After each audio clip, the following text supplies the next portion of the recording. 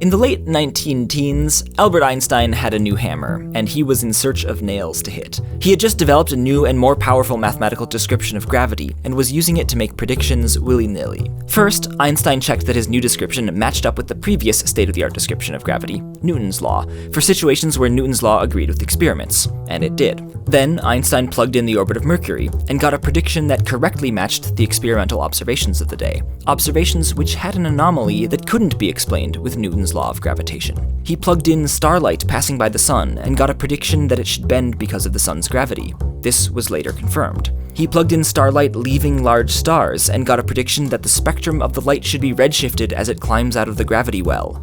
This was later confirmed. He plugged in empty space and got a prediction that waves of gravitation should propagate through it.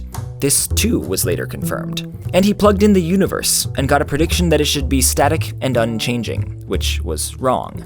Now, the general understanding at the time was that the universe didn't expand or contract, and while there were starting to be rumors that distant nebulas are moving away from us, Einstein was firmly in the static universe camp. And it just so happened that when Einstein did his calculation about the universe, he made a small but significant technical mistake that implied that the universe couldn't be expanding or contracting. I suspect Einstein probably didn't catch the mistake for two reasons: because tensor calculus is hard and annoyingly subtle, and because he agreed with the result, so had no reason to question it.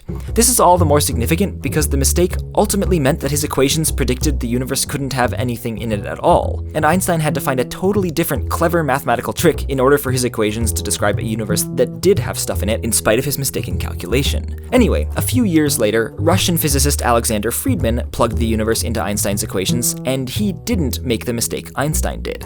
He got a prediction that the universe could either be expanding or contracting or static, depending on how much stuff there was in it and the balance of matter and energy. But Einstein still didn't realize he'd made a mistake. Instead, he published a criticism of Friedmann's work, justifying his critique with the same erroneous calculation as before. So Friedmann wrote Einstein a private letter, graciously but firmly explaining to Einstein the correct calculation, and again graciously asking Einstein to either show him where he was wrong or publish a correction. And Einstein eventually saw that Friedmann was right, so he admitted it and published a retraction of his previous criticism. Turns out the equations of general relativity could describe an expanding or contracting universe. Silly Einstein, thinking that wasn't possible.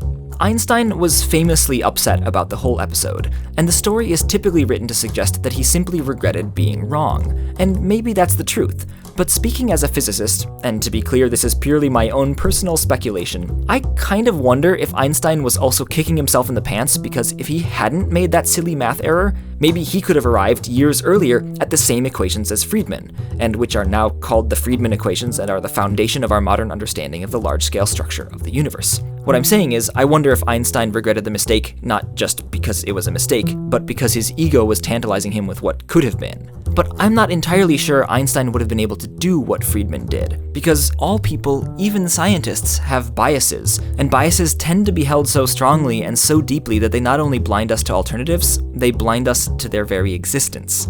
The beauty of keeping an open, rational, and scientific mindset is that when one of your biases is wrong, you're more willing to look at the evidence, see that you're wrong, and admit it.